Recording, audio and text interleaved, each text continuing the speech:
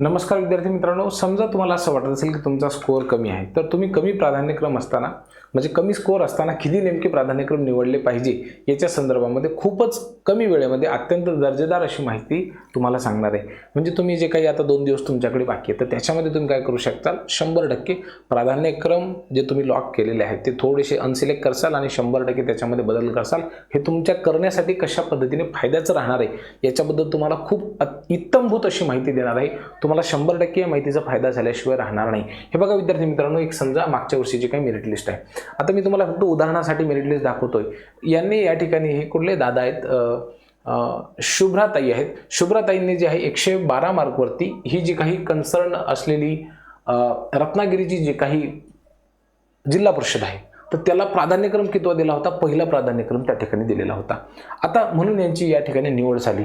परंतु समजा हे दुसऱ्या ताई आहेत, समजा आमच्या माधुरीताई आहेत आणि माधुरीताईंनी 112 मार्क असताना सुद्धा जर समजा एकच प्राधान्यक्रमावरती जर थांबल्या असत्या आणि त्यांनी प्राधान्यक्रम दुसरा दिलाच नसता, तर मात्र काय झालं असतं, त्यांची या ठिकाणी निवड झालेली नसती। समजा त्यांनी काय केलं असतं की जाऊ द्या, माझा स्कोअर बऱ्यापैकी आहे, मी दुसऱ्या ठिकाणी जाऊ शकत नाही, आणि म्हणून जर समजा त्यांनी सुरुवातीचे 40च प्राधान्यक्रम दिले असते, तर अशा केसमध्ये त्यांची शिक्षक भरतीमधून ते बाद झाल्या असत्या। कारण की सुरुवातीचे 40ही प्राधान्यक्रमामध्ये त्यांचा मेरिट बसलेला नाही आहे, बरोबर की नाही। म्हणजे काय, त्यांनी काय केलं, 41व्या वरती जरी येऊन थांबले असते तरी सुद्धा ते शिक्षक भरतीमधून बाद झाल्या असत्या, त्यांची निवड झाली नसती। त्यांना पुढच्या टप्प्याची वाट बघण्याची आवश्यकता पडली असती, आणि मग पुढच्या टप्प्यामध्ये जागा येतात की नाही याची काही शाश्वती नसते, बरोबर की नाही। म्हणून हा जो प्राधान्यक्रम तुम्ही देताना विद्यार्थी मित्रांनो, तो खूप महत्त्वाचा आहे। म्हणजे एकीकडे त्याच मार्कावरती एखाद्या विद्यार्थ्याची निवड होते, परंतु तेवढेच मार्क असताना सुद्धा दुसऱ्या विद्यार्थ्याची निवड होत नाही, कारण की त्याने प्राधान्यक्रम त्या ठिकाणी चुकवलेला असतो किंवा प्राधान्यक्रम दिलेलेच नसतात। आता मी तुम्हाला तिसरं उदाहरण देतो, म्हणजे तुमचा त्या ठिकाणी 100% विश्वास बसेल। हे बघा, या ठिकाणी विशाल दादा आहेत आणि विशाल दादांनी काय केलं की 112 मार्क आहेत, आणि जर समजा त्यांनी फक्त असं ठरवलं असतं की नाही बघा, मी काय करतो, माझ्या जवळच्या जिल्हा परिषदा निवडतो, माझ्या जवळच्या नगर परिषदा निवडतो, माझ्या ठिकाणच्या महानगरपालिका निवडतो, याच्यामध्ये खूप मोठ्या जागा आहेत आणि मग माझी त्या ठिकाणी निवड होईलच आहे, मग मी इतर दूरचे कशाला प्राधान्यक्रम द्यायचे। आता ज्या अर्थी यांनी या जी काही जिल्हा परिषद होती तिला जर 79व्या क्रमांकाचा जर प्राधान्यक्रम दिलेला असेल, याचा अर्थ काय आहे की ती त्यांच्या घराजवळ तर नाहीच आहे, खूप दूर असणार आहे। म्हणून 79th नंबरला त्यांनी ती जिल्हा परिषद ठेवलेली आहे। माझा तुम्हाला साधा सोपा सरळ प्रश्न आहे की जर समजा त्यांनी 70च प्राधान्यक्रम दिले असते आणि हा जर ती आत्मविश्वास ठेवला असता की होय, माझी निवड त्या ठिकाणी माझ्या जवळपासच्या जिल्ह्यांमध्ये होऊ शकते, त्या ठिकाणी जागा जास्त आहेत, तर मग त्यांची निवड या ठिकाणी झाली असती का, नाही झाली असती ना।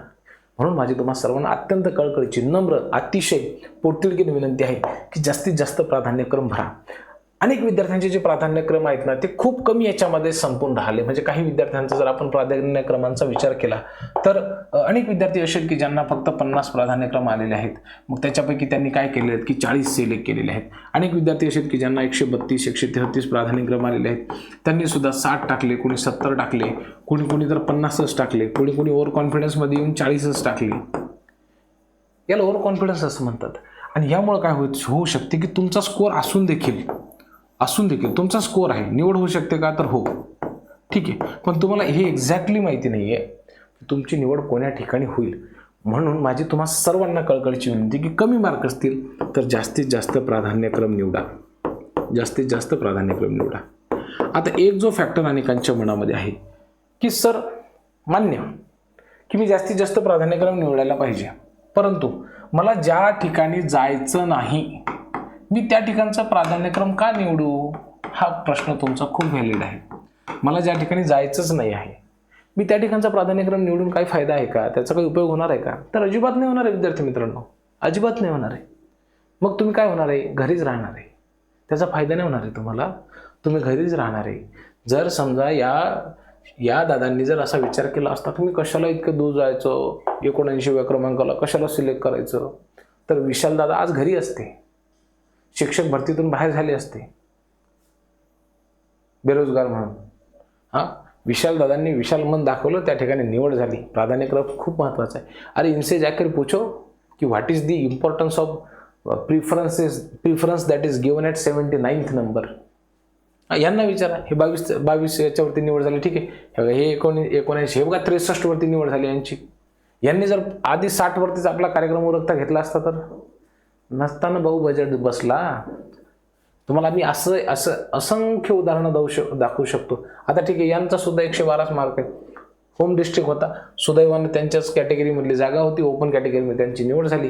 परंतु ऐसा नसीब, जसं पहिलं पल्लवीताईंचं नशीब होतं, ऐसा नसीब हर किसी के पास तो नहीं होता साहब.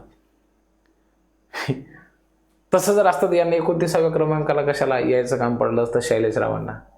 या गोष्टीचा तुम्ही विचार करा, खूप काळजीपूर्वक विचार करा. आणि माझं तर असं प्रामाणिक मत आहे बा, की तुम्ही जे आदिवासी आश्रमशाळा आहेत किंवा संस्था आहेत त्यांच्याकडे तुम्ही खूप दुर्लक्ष केलं. सगळेचे सगळेजण असेच करून राहिले. तर सध्या मला जेवढे काही फोन येतात, मेसेज येतात की सर मी काय केलेलं आहे, मी माझ्या जवळच्या हे जिल्ह्यामध्ये जिल्हा परिषद टाकली, तेवढ्या जागा आहेत, ही मी नगर परिषद टाकली, ही मी महानगरपालिका टाकली आणि ही संस्था टाकली, इथं माझी निवड होईल का? मग आपण म्हटलं की बा बाकीचे काही प्राधान्यक्रम निवडले का? ते म्हणले असं नको करू भावा.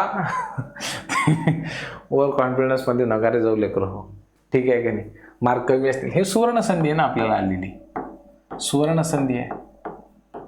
ठीक आहे. हां, जिथं महिलांची मी थोडीशी अडचण समजू शकतो, पुरुषांनी तर कमी प्राधान्यक्रम देऊच नाही बा, हुशार माणूस असतील तर. आणि मी महिलांना सुद्धा विनंती करतो की बहिणीने तुम्हाला तिकडे जायचंच नाही मान्य, पण जर समजा ज्या ठिकाणी तुम्ही प्राधान्यक्रम दिले त्या ठिकाणी तुमची निवडच नाही झाली तर मग काय करसाल?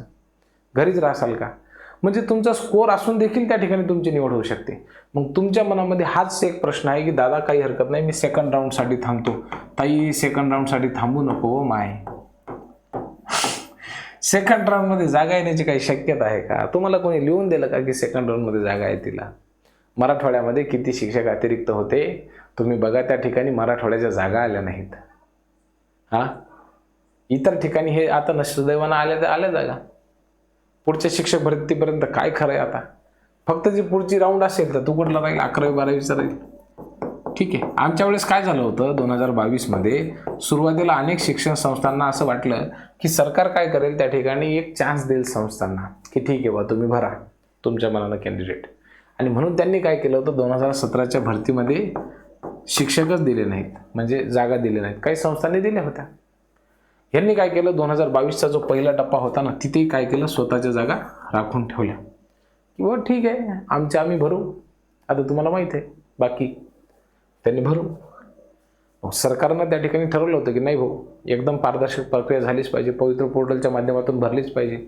आणि जर मग तुम्ही भरत नसाल तर मग तुमचं तुम्ही पाहत बसा.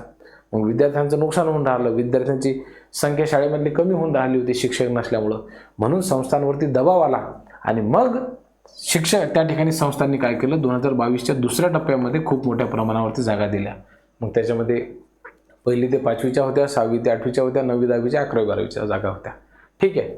म्हणून त्या ठिकाणी खूप मोठ्या प्रमाणावरती जागा आल्या 2022च्या दुसऱ्या फेजमध्ये. आताही मुलांना तसंच वाटून राहिलं की तसं होईल. 11वी 12वीच्या जर जागांचा तुम्ही विचार करसाल तर हजारो शिक्षक हे अतिरिक्त आहेत. ठीक आहे.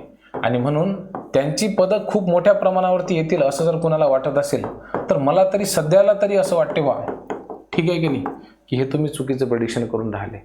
तुम्हाला खोटं वाटत असेल विद्यार्थी मित्रांनो, परंतु मी या संदर्भामध्ये धोका तुम्हाला आधीच दिला होता. ठीक आहे. हे बघा, मी तुम्हाला माझं चॅनल दाखवतो, मी ते सर्च करून ठेवतो तुम्हाला. 1 मिनिटासाठी हा व्हिडिओ पॉज करतो. हे बघा, मी तुम्हाला सांगितलं होतं सुरुवातीला, हा मी व्हिडिओ टाकला होता साधारणतः 3 महिन्यापूर्वी. काय म्हटलं होतं की पवित्र पोर्टलवरती साधारणतः 12,000 पदं हे येणारच नाहीत. आता व्हिडिओ प्ले करताना ॲड नाही आली पाहिजे, हे ॲड आलेली आहे. ठीक आहे. आता ते ॲड आल्यामुळे आपल्याला अडचण येऊ शकते थोडीशी. आपलंच चॅनल काय होऊन जाईल, त्या ठिकाणी डिमॉनिटाईज होऊन जाईल. तुम्ही म्हणसाल सर यूट्यूब प्रीमियम घेतलं नाही का? यूट्यूब प्रीमियम घेतलं, पण आता हे कसं आहे माहिती आहे का, हे जे याला काय म्हणतात भाऊ, ये जो पैनल है ना, ये इसके ऊपर मैंने उसको लॉग इन नहीं किया है. ठीक है. आता ये देखो तुम ॲड थोडी सी देर. ठीक आहे. हे बघा, सांगितलं होतं जवळपास 12,000 शिक्षक जे आहेत ते अतिरिक्त होण्याची त्या ठिकाणी शक्यता होती. हे काय लिहिलं होतं, डबल बाबू थांब ना बे सोनिया. हे बघा, मी त्या व्हिडिओमध्ये सांगितलं होतं की साधारणतः 12,000 पदं जी आहेत ना, ही अतिरिक्त होणार होती. हे थोडंसं लक्षपूर्वक आहे का, ऑनलाईन संच मान्यतेच्या धोरणामुळं. ठीक आहे. 12,000 ऑनलाईन मध्ये अतिरिक्त दिसून राहिले.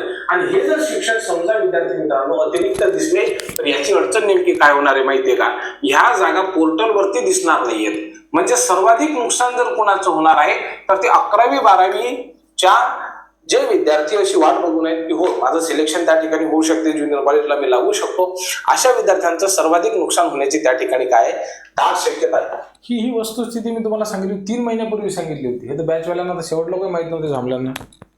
ठीक आहे, म्हणून माझी तुम्हाला सर्वांना विनंती आहे की भावांना ही थोडीशी वस्तुस्थिती बघा, त्याच्यानुसार निर्णय घ्या, जास्तीत जास्त प्राधान्यक्रम द्या, दुसऱ्या टप्प्याची वाट बघू नका. खूप खूप धन्यवाद.